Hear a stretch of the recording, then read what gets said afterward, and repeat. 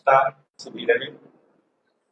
आदरणीय जफर इस्लाम जी मंच पर विराजमान है। आपका झारखंड से विशेष लगाव है, हजारीबाग से भी आप जुड़े हुए हैं, आपका घर द्वार भी हजारीबाग में है। आज की इस प्रेस वार्ता में आपका बहुत बहुत स्वागत, अभिनंदन। उनकी माई और हमारे प्रदेश के प्रवक्ता श्री अविनेश कुमार सिंह जी, मैं उनका भी स्वागत करता हूं और माननीय जफर इस्लाम जी से आग्रह करता हूं कि आज के संदर्भ में आप सबके बीच अपनी बातों को रखें। नमस्कार, आप सभी लोगों का आज की प्रेस वार्ता में स्वागत है।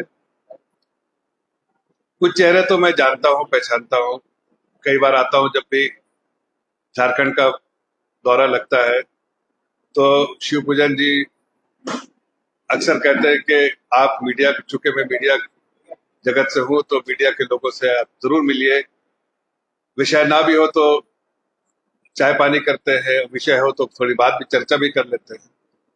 तो आज भी ऐसा ही कुछ ऐसा हुआ कि चूंकि मैं आपातकाल के प्रोग्राम के लिए आया था और झारखंड, बिहार और झारखंड और वहां से वापस जा रहा था, तो हमने सोचा आपके साथ एक बार मुलाकात भी हो जाएगी और कुछ विषय जो है उस विषय पे आपके सामने कुछ रखने का मौका भी मिलेगा। पिछले दिनों में हमने देखा, आप सभी को मालूम होगा कि वह अमेंडमेंट बिल जो आया था वो कानून में बदल गया, पूरे देश में वो एक कानून बन गया है।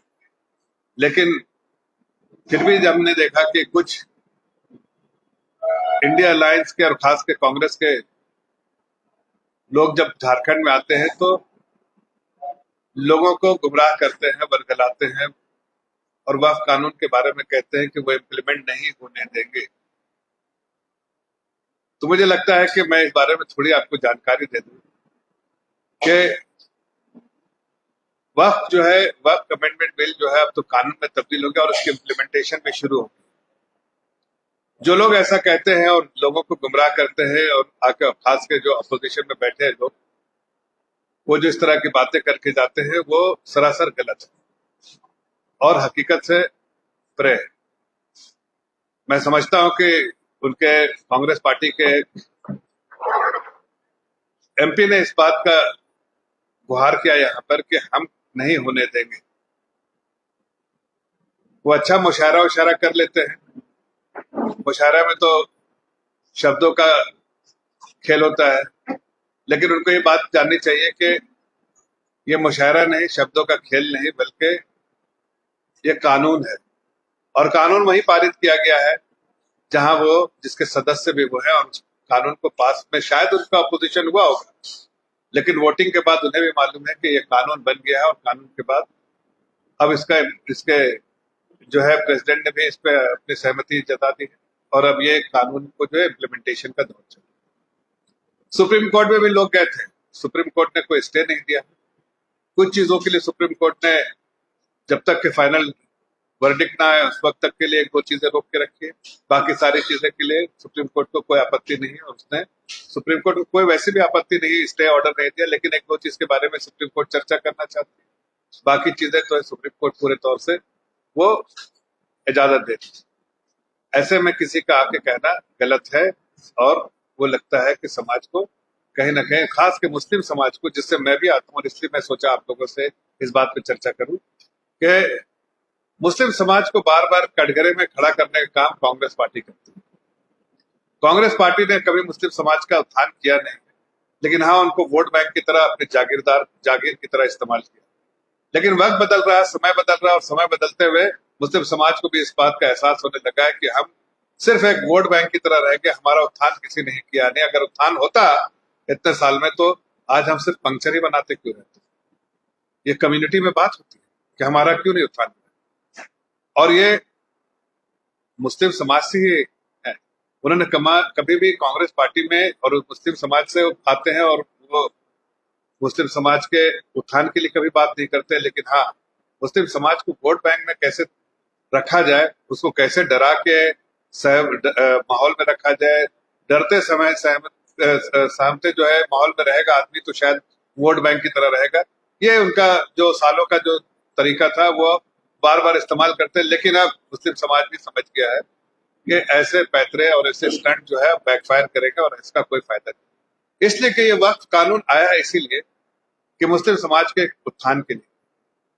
मुस्लिम समाज ने अगर आप देखें तो जो मुतवल्लीज हैं और वक्फ के जो रिलीजियस लोग हैं जिनको नॉमिनेशन मिलता है, उनमें हमने कोई इस पूरे जो अमेंडमेंट में कुछ नहीं किया है।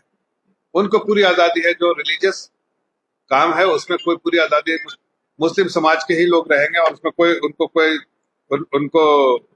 उनको कोई भी इनके लिए हस्तक्षेप नहीं। सिर्फ अमेंडमेंट क्या चीज हुआ?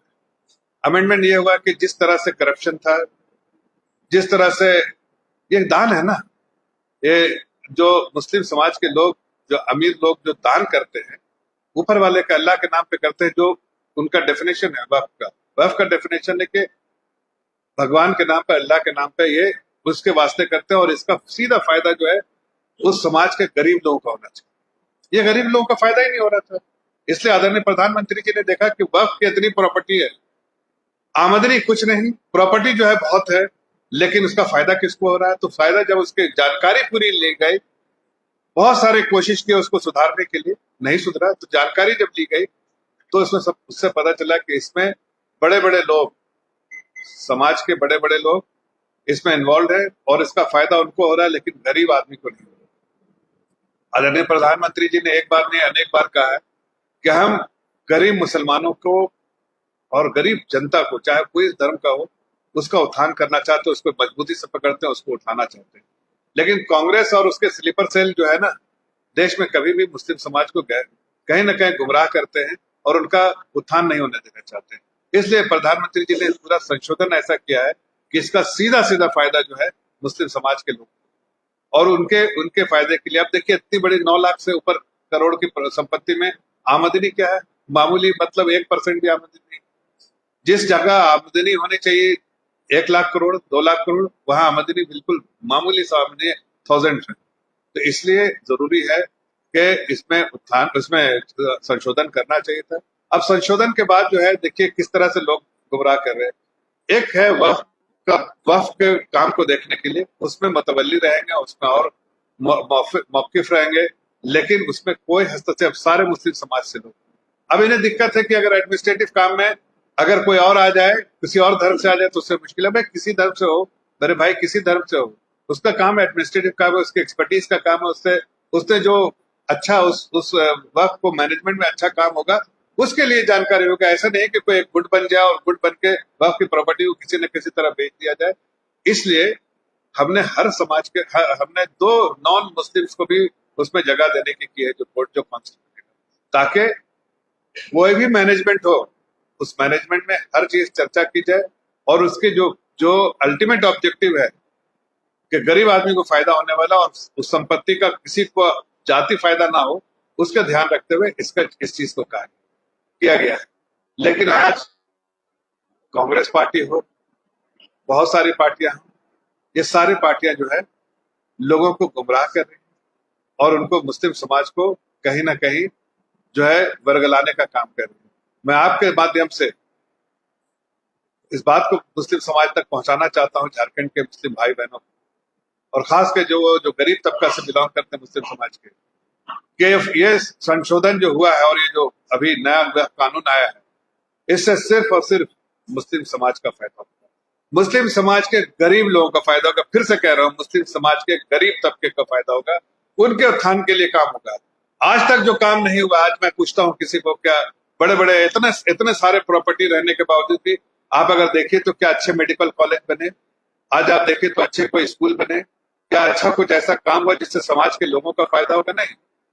आप सुनते होंगे कभी कभी क्रिश्चियन मेडिकल कॉलेज जैसे, ऐसे बहुत सारे चीज है जो क्रिश्चियन कम्युनिटी ने किया है, उनके अपने जो भी रिसोर्सेस से किया है। लेकिन मुस्लिम समाज के बारे में आपने ऐसा नहीं सुनेंगे, इसलिए कि मुस्लिम समाज के लोग ही मिलकर, आपस में मिलकर और बड़े बड़े लोगों के साथ मिलकर इसके कहीं ना कहीं इसके साथ गबन किया गया था।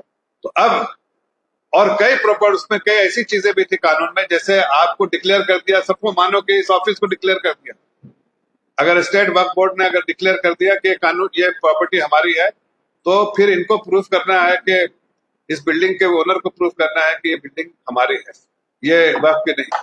तो ये संशोधन करके बहुत सरल तरीके से किया गया है कि आप दान दीजिए, जिस मुस्लिम को दान देना है दान दे, उस दान का सीधा सीधा फायदा जो है गरीबों का होगा।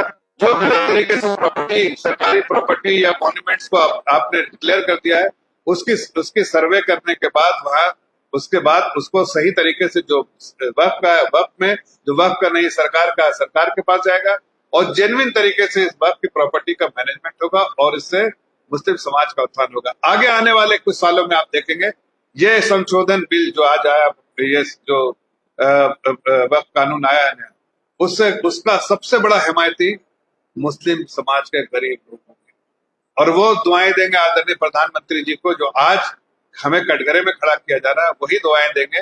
और हमें वोट बैंक के लिए नहीं किया है, हम फिर से कह रहे हैं, हम वोट बैंक के लिए नहीं करते हैं। हमने मुस्लिम बहनों के लिए जब हमने 3 तलाक का कानून दिया, कभी वोट बैंक के लिए नहीं किया, लेकिन आज मुस्लिम बहनें हमें वोट देती हैं और उसी तरह गरीब तबका का मुसलमान भी हमें आखिरी वोट देगा। इसलिए हमने उनको वोट मांगा है, हम इसलिए देगा कि हम समाज में बिना भेदभाव के जिनको जो जरूरत है उसके लिए काम करते हैं। इसलिए मैं आपके माध्यम से कहना चाहता हूं कि अगर कोई ऐसा क्वेश्चन उठाए, कभी भी वक्फ कानून के बारे में नेगेटिव बात करे, तो आप उनसे पूछिएगा कि जरा आप इतिहास को खंगालिए, 60 साल की आपकी सरकार रही है, तो आपने मुस्लिम समाज का स्थान कैसे किया है वक्फ की प्रॉपर्टी से? आज से तो प्रॉपर्टी नहीं है, ये तो सालों साल से आपके पास वक्फ के एसेट्स है। इससे आपने क्या आमदनी की और कैसे आपने मुस्लिम समाज का उत्थान किया? क्या आपने कम्युनिटी के लिए किया, क्या आपने सोसाइटी के लिए किया? ये सवाल जब करेंगे तो उनके पास कोई जवाब नहीं, इसलिए कि उन्होंने कुछ भी नहीं किया। तो बस चूंकि मैं पिछले दिनों में पढ़ रहा था कि यहाँ पर कुछ ऑपोजिशन में जो बैठे हैं दिल्ली में, यहाँ पर आके लोगों को वर्गलाने का काम कर रहे थे, इसलिए मैंने सोचा एक मौका अच्छा है कि आपके साथ रूबरू होकर इस चीज की जानकारी दें और आपके माध्यम से प्रदेश की मुस्लिम जनता को, खासकर मुस्लिम जनता और खासकर गरीब तबका जो है मुस्लिम का, उनको ये पैगाम आपके माध्यम से पहुंचाओ कि आपके ही उत्थान के लिए किया गया है। अगर वक्फ की प्रॉपर्टी को हम नहीं टच करते, हम सरकार हमारी आंख बंद कर लेती, हमें कुछ नुकसान नहीं, सरकार को कोई फर्क नहीं पड़ता, कुछ भी नहीं। लेकिन किसको फर्क पड़ रहा था? आदरणीय प्रधानमंत्री जी ने देखा ये फर्क तो गरीब मुसलमान को पड़ रहा है, जिसका हक कोई और मार रहा है, गबन हो रहा है। एक लाख करोड़ की प्रॉपर्टी जो है एकदम कम से कम देव में लीज पे दे दिया गया है। तो उन सब चीजों की अब जब ये काउंसिल बनेगा, उसमें सारे लोग रहेंगे, उसमें ये बात चर्चा होके जाएगी और हर चीज चर्चा होगी, तो उसमें जो करप्शन है वो खत्म होगा और उसका फायदा, डायरेक्ट फायदा मुस्लिम समाज का उत्थान होगा। नई यूनिवर्सिटी बनेगी, नए मेडिकल कॉलेज बनेंगे, नए स्कॉलरशिप होंगे और सब इसी वक्फ प्रॉपर्टी से होगा। जो आज तक किसी के प्राइवेट लोगों के पॉकेट में जा रहा था, अब ये गरीब लोगों के पॉकेट में जाएगा। यही आदेश था, यही उद्देश्य है हमारे वक्फ बिल का, जो लोग तोड़ मरोड़ के मुस्लिम समाज को गुमराह करने के लिए कोशिश कर रहे थे। तो मैंने सोचा आपके सामने इस चीज आपके माध्यम से लोगों तक पहुंचाए। आपका कोई सवाल होगा तो मैं आरएसएस कर रही है सेक्युलर सब को संविधान से हटाइए, आप ये डिमांड को किस रूप में देखते हैं? देखिए, जहां तक संविधान की बात है, तो आपने देखा, हमने तो 2 दिन पहले 25 तारीख को संविधान के किस तरह से 50 साल पहले हत्या की गई थी उसकी बरसी मनाई। आपको पता है कि संविधान को बचाने का काम हमने किया, संविधान को पालन करने का काम हमने किया है। और कांग्रेस ने उस वक्त जो संविधान में जो फेर बदल किए, चाहे जो कॉन्स्टिट्यूशनल अमेंडमेंट 38 किया या 42 किया, उनका मकसद क्या था? उनका मकसद था सिर्फ एक महिला जो उस वक्त प्रधानमंत्री थी उसको बचाने का काम था, एक परिवार को बचाने का काम था, एक पार्टी को बचाने का काम था। इसलिए कि उनको जब 12 जून को उनके खिलाफ जब फैसला आया कि ये इनका जो इलेक्शन था वो स्टेट मशीनरी और जो सरकारी मशीनरी के सपोर्ट से बना है हुआ है और इसमें इसको रद्द कर दिया जाए और नल एंड वाइड किया जाए और इलेक्शन खत्म हो जाए, तो वैसे में इन्होंने इमरजेंसी लागू किया, आपातकाल का घोषणा कर दी। ये तो अपने फायदे के लिए किया और संशोधन भी अपने फायदे के लिए किया। समाज में क्या फायदा हुआ? हमने जब भी संशोधन किया है तो उसमें समाज का फायदा हुआ, चाहे आर्टिकल 370 को हटाने का काम क्या। तो मैंने आपसे मैं आ रहा हूँ, उसी पर आ रहा हूँ। तो देखिए, ये अभी पार्टी ने अभी इस पर कोई चर्चा नहीं की है। पार्टी ने कोई अभी औपचारिक रूप से कोई इस पर ऐलान नहीं किया है। इस पे जाहिर है लोगों की भावना है कि यह शब्द हटाया जाए। ये भावना है लोगों की, देश की जनता की भावना है, और उस भावना को जाहिर है उसके बारे में चिंतन की जाएगी। लेकिन अभी औपचारिक रूप से इसके बारे में पार्टी ने कोई खुलासा नहीं किया। जब खुलासा करेंगे तो मैं आपके सामने रूबरू पार्टी का जो पोजीशन है लेंगे। लेकिन आप ये कहना चाहता हूं कि बहुत सारे लोग, उसमें से हौसबले जी ने भी रखी है बात, बहुत सारे लोगों ने इस तरह की बात रखी है, और ये चिंता का विषय है, डिबेटेबल सब्जेक्ट है, इस पर डेलिब्रेशन होना ही चाहिए, ये होना चाहिए। बेंच होगा, अगर देश का बेंच की जगह, तो क्या होगा, ये मैं जानना चाह रहा हूं। देखिए, देश का संविधान सबसे ऊपर है। देश के संविधान हमको हर हालत में, चाहे कोई भी संविधान, जो बाबा साहब जो संविधान देने का जो उनका असली जो सोच थी, उस संविधान के साथ हम खड़े हैं, संविधान का पालन करते हैं, संविधान के को मार्गदर्शन हमको मिलता है, संविधान से ही देश चलता है और संविधान से ही देश चलेगा। ये कोई जो धर्म, वो प्राइवेट अफेयर्स है, और संविधान जो है देश को चलाने का अफेयर। तो मुझे लगता है कि किसी को भी इस तरह के कोई कहीं ना कहीं कुछ भी इस पे कोई मतलब कंफ्यूजन नहीं होना चाहिए। संविधान से देश चलेगा, और हर के लिए संविधान देश का सबको मानना है।